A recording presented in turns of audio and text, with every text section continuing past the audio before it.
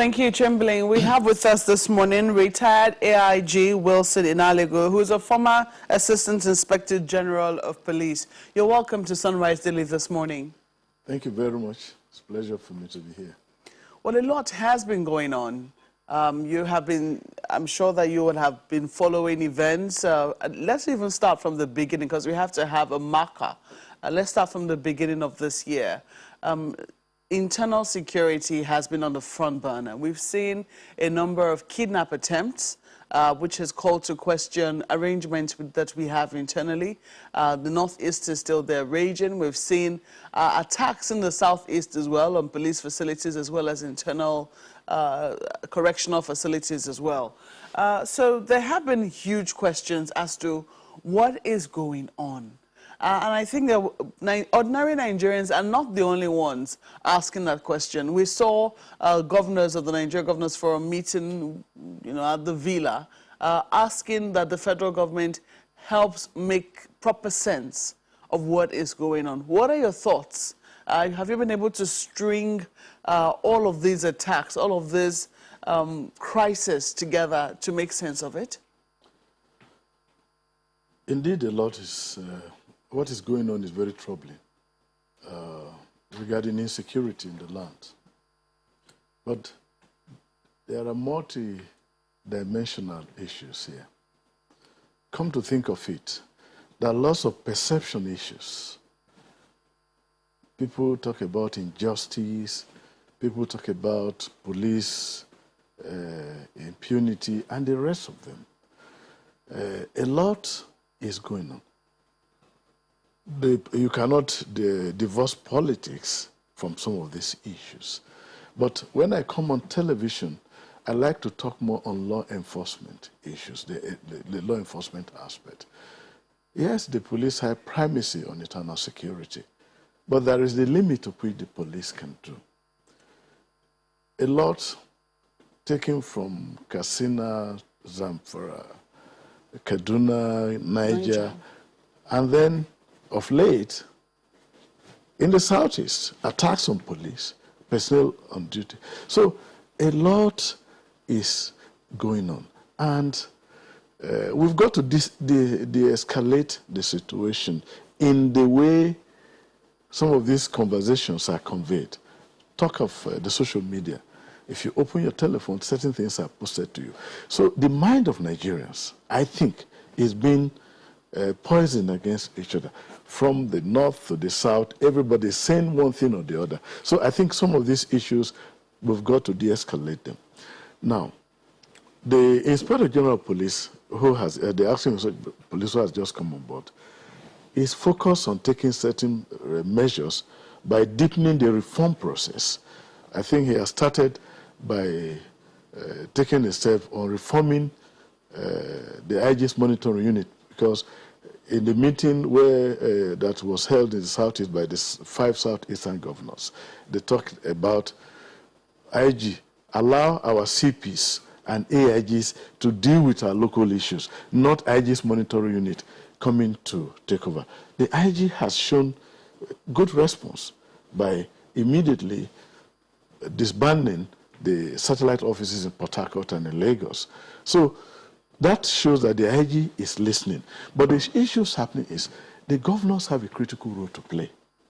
We've got to look at the citizen-police partnership. Is it effective?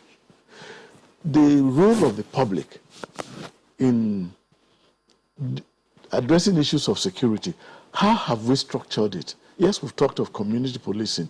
How has the understanding gone very much with the populace? Are they participants in the way security is provided for them? How do we get them fully involved? Because in a democracy... Sorry, is this a role you are prescribing for the governors? Yes, the governors. Or this is the role as prescribed for them in the Constitution? They are the chief security officers. You've heard a number of them deny very strongly that they are not any chief security officer. A number of them say they're chief logistics officers. That's what they are, and that they do not have any apparatus, to actually command security. How do you command security? you have a commissioner of police. That, not directly under their command? Yeah, but they'll take directives from you. When you give them directions, they are duty bound. That's in the Constitution. I could read the section of the Constitution. It's there. But let me just give you an understanding. It is not, security is not about guns, rifles, and batons, and the rest of it. It's about partnership. It's about collaboration. Let me ask you one question. If I am a governor of a state, and I come a commissioner of police, we're having rising incidents of kidnapping, rising incidents of banditry, rising incidents of rape and other heinous crimes. What are your policing plans? What are your policing priorities? When I am doing that as the governor of my state, I will have the commissioner of police come sit with me and might be my security advisor, and we'll benchmark the commissioner of police. We need banditry, kidnapping to reduce by 50%. We had 10 cases last month. In this month, we want you to reduce it at least by 50%. What do you need? And the governor says, okay, the commissioner says, if you give me this, this will happen. So you are placing a task on him. You are systematically controlling the police. If it's not done, and you have those things documented, this is what happened. So you will give that lawful directives. But when it comes to, if there is a political will, what we are talking about, this insecurity can be ended in no time. It will seem that the governors have finally given up on the arrangement, because in some instances, the assignment of commissioners of police to some states have been politicized. Some governors complain that before they can barely start working with the commissioners of police, they have been changed. That happens. But in some other instances, they have even given up totally, and they seem to be relying on, I mean, you've seen the emergence of regional security outfits, even though the governors say, oh, they're not regional, they're state-owned. We're just saying that we'll have a regional base so as to save money on equipment. What are your thoughts on these arrangements that have come up? In any security situation, providing solutions, coordination, collaboration is important. So when the governors come together to say, look, we want to form, ideally that's not a bad idea, but the situation is like this. If you have a vigilante, if you have Homeland Security, they've got to work with the official security agencies. It is what I expect, and I think one of the things we did when I was Commissioner of Police in Ekiti State in 2017, I had the privilege of addressing the governors of the Southwest, I think on the 13th of February 2017. And one of the suggestions I made to them is about having a coordination of all the security agencies within the West so that they can address the issues of security. Because we did it successfully in Abuja, we had the G6 states. The G6, that is the 5 other states that are contiguous to the FCT. They came together in Abuja. That initiative was brought by the former then minister, Dr. Aliyu Modibo. And the governors of Niger, of Kogi, of Nasarawa, of Kaduna, and the Benue State opted to join. And what did they do? They brought critical resources together, vehicles. They brought brigade commanders from the 6, including the FCT, commissioners of police, director of DSS, and even the judiciary, to look at the issue of security comprehensively. And I want to report that that paid off very well. And then when we met, when they had the meeting in Ekiti that time, I was Commissioner of Police, 2017. One of the decisions was taken was a convergence of the commissioners of police of the Western geopolitical zone coming together to begin to share experience. And I recall then, myself and the CP Osun State, we were collaborating. Therefore, if you commit an offense in Ekiti and you escape, there were no barriers. We could just cooperate and get you apprehended. So what is important, I think, is you can have those security arrangements, but let them feed in to the official security. Don't create a situation whereby you ethnicize the issue of security, because we are managing unity in diversity. So when you come and begin to bring different, and especially if you arm them, but they can feed into the official security. What is important in this battle, especially kidnap, is almost 90% intelligence. So when you have all these layers, these the vigilante and all that, getting information because they are embedded in the community, and then you promote citizenship, citizen-police partnership. What do you get? When you bring them together in that way, the situation you create is the citizens develop confidence in the police and other security agencies, and they are able to share intelligence. How is it possible?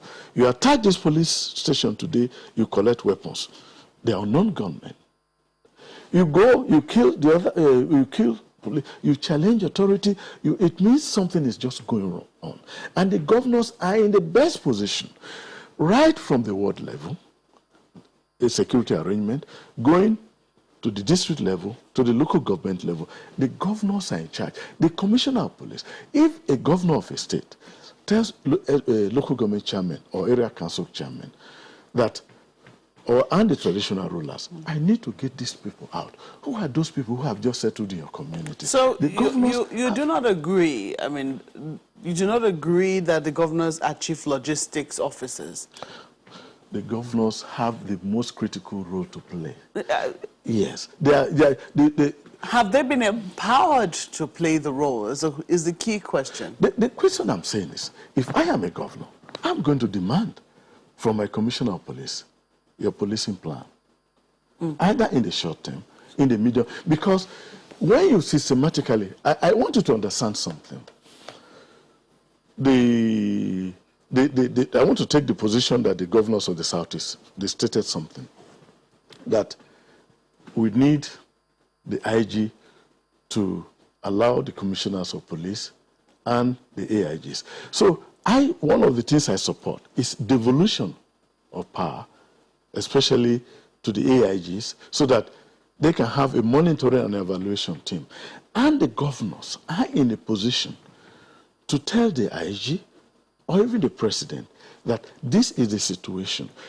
But where you mix and say this commissioner of police is of this political party, this commissioner of police is of that political party, you complicate issues. Look at it from the professional angle. Are commissioners of police allowed to join political parties? No, not at all. But somehow they are just ascribed. Might be you take a decision, a commissioner of police takes a decision that is clearly professional. It could be interpreted to say, oh, are you sure that commissioner of police is for us? Are you sure it's not for the opposition?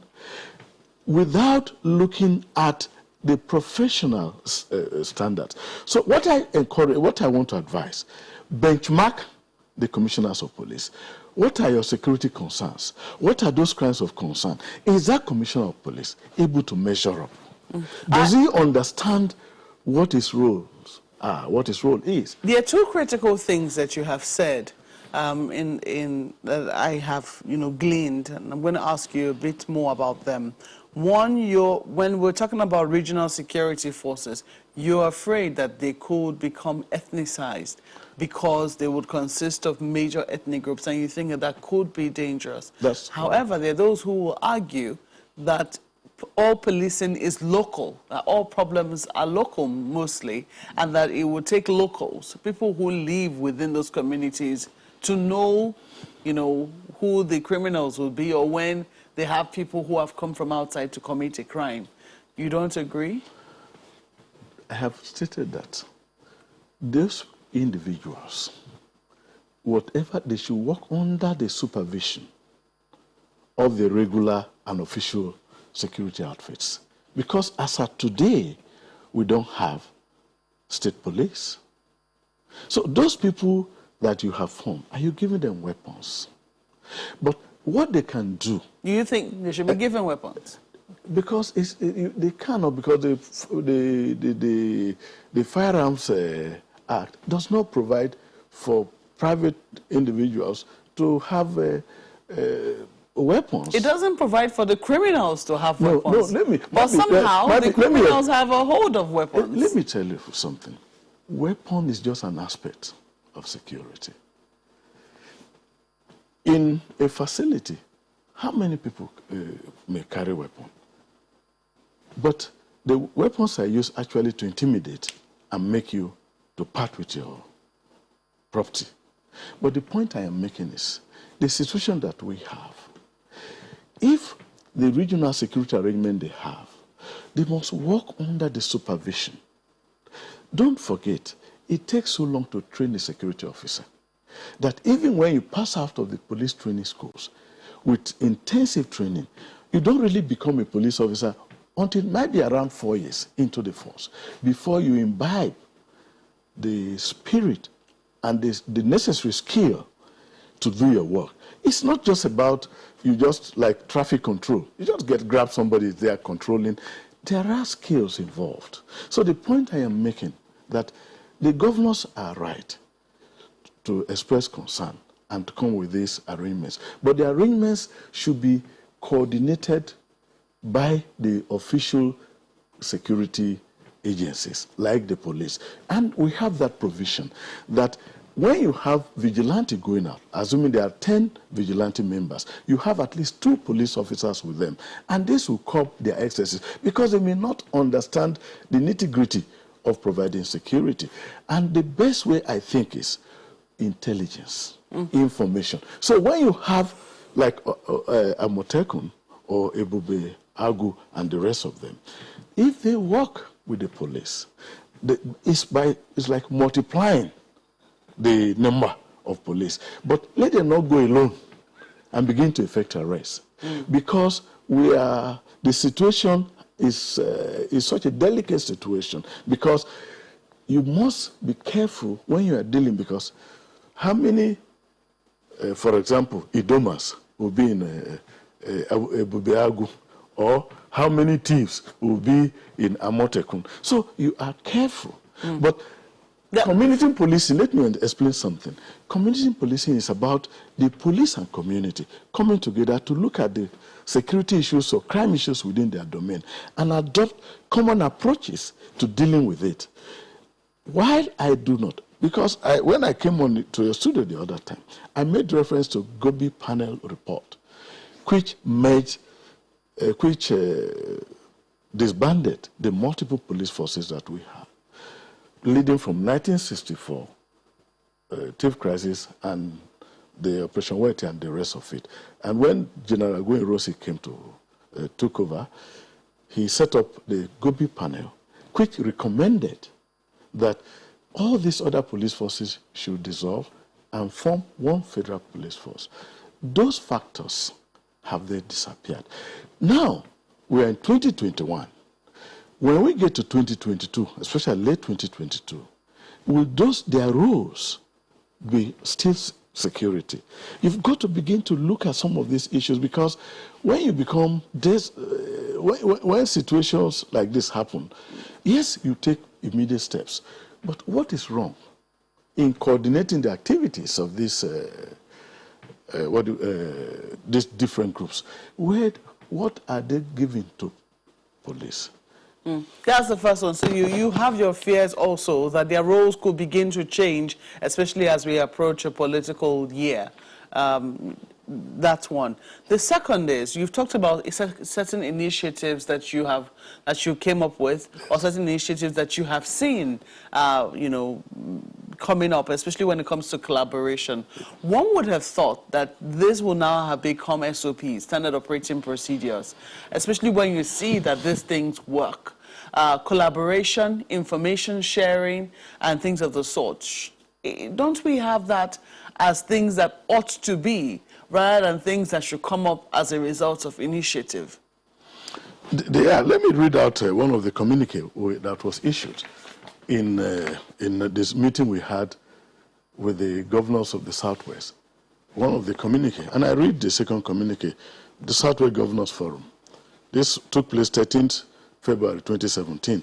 The second, a convergence of commissioners of police of the states of Western Nigeria and intelligence institutions to meet regularly, to compare notes and work together in the region to manage in a concerted way the aerial, land and waterway security architecture of the region, with the state governments supporting with critical resources.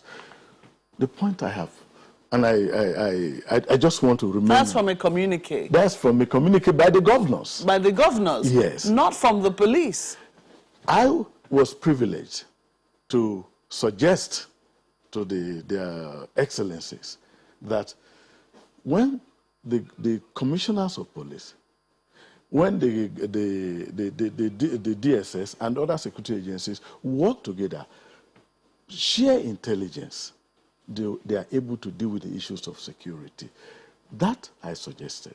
And this communique captured it in the way I thought should happen. And I told you that we had it in the FCT, the G6. So it is not wrong for the different regions to have this arrangement supporting the security agency and getting their different levels of people, giving them, embedding them in the society, in the community. You heard, I don't know whether you heard the information, that the jailbreak we saw in the southeast and also the attack on the police headquarters, there was intelligence. And that what happened was that there was actionable intelligence, as a matter of fact, but that there was no action taken by any of the security agencies. Well, I pray that is not correct, but if it is correct, then the officers who are on ground should be held accountable. And there are procedures for dealing with that. Yes, there are instances that officers have derelict on their duty and appropriate punishments are given, either to the police, to the DSS, to the correctional center, and the rest of it. I do not have that information, but I know there are procedures for dealing with such dereliction of duty. That I want to say. But even if there was no, even if assuming there was no intelligence, shouldn't we be afraid that an attack of that sort of magnitude was planned and hatched and there was no intelligence to even try and foil it or try and minimize the damage? What are your thoughts on that? Yes. You know, when you have such a situation, you apportion blames to appropriate authority. There should have been intelligence, there should have been this. That is correct. But in dealing with certain critical incidents, you intercept them as they are coming up. That means where they are assembled, where the planning is taking place, you would have heard about it. But where you have, I don't know the number, like you go to the stadium, when people are coming, you screen them. But when the situation, I'll give you an example. We were in Jos many years ago. I was a young officer. And we wanted, the authorities, they completed Jos Main Market, and they wanted us to enforce, to provide security. At 2 a.m. we had deployed. So whoever came could not drop their luggage, their items, just anywhere, because we had that arrangement.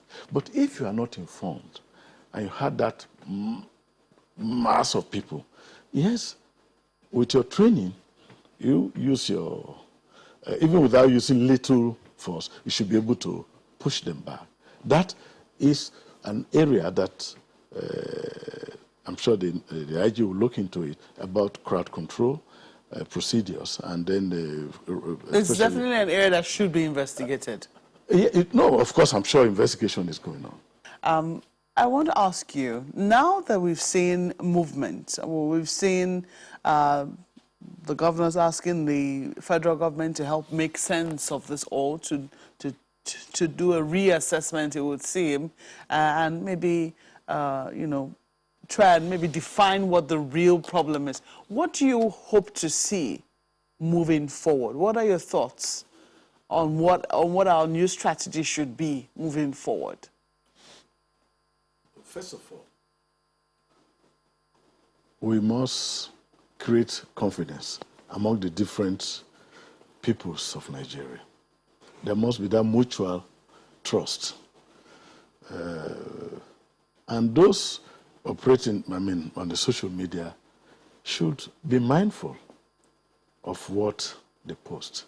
Because there seems to be a lot of perception of injustice, perception of several things that there are too many. If there are those perceptions, shouldn't they be addressed? Yeah, that's what. Because it would seem that that's the only place people can ventilate. They have nowhere else to speak about their feelings. Exactly. And I think there should be a feeling, I don't want to say the authority, a kind of, yes, we understand your fears, we understand your concern, and these are the things we are doing to address them. So you think that somebody at the level of authority should be doing that? People in authority, in very high positions, should be seen to be saying, look, all you are saying is not totally correct, but this, we think we need to address it. There should be some admittance that this perception that you have, this is the situation about it, and we'll do something about it. And the principal security organ on internal security, the Nigeria Police Force, the Inspector General of Police, Acting Inspector General of Police, has shown a desire to move the force forward. I will expect that he should create a change management team, a change management by maybe having designating one of his DIGs, let's say the DIG Research and Planning, that look, as far as the reforms and managing the changes in the force is concerned, I task you with this, which means the duty of that DIG Research and Planning, monitoring and evaluation. That means if the IG says roadblocks have been totally dismantled, that DIG, who is responsible for change management, will see to it and will be giving, might be monthly report to the management to say that this is being done. There is, so that Nigerians begin to see that there is a genuine effort to change things. Because when you do that, when you have, that is, the first management team is there, but you have a change management team headed by a DIG who is taking feedbacks from the field, looking at the AIGs, because the IG cannot do all this without empowering the AIGs. So they still need to be empowered. Yes, the AIGs in the zones, give them assignment like monitoring and evaluation. That means if I give a directive, how are the directives being complied with? That can be done. That, for me, will help. But the governors have a critical role to play. Let me quickly flip this to my colleague in Lagos, Kaide. I understand he has a question for you. Okay. Let me see if I can set another marker for our guests. So, listen to the governors, the chairman of the Nigeria Governors Forum. I got a sense of something that quite worried me. So let me just ask, do you think that we have a full grasp of the scope and the nature of the type of insecurity we're dealing with as a nation?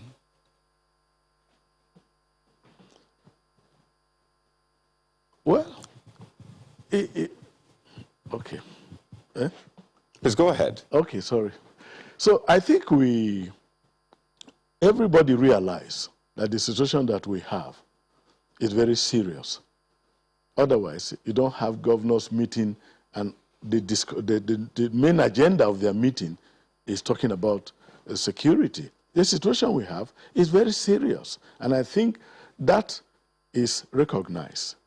But as to the approach, it calls for deliberation among the political figures, among ordinary Nigerians, to understand that we have a dire situation on our hands, and that it's not just law enforcement alone. Yes, law enforcement is what you look at, but it goes beyond that. I think the political class, the religious class, and all this, there has to be some confidence building.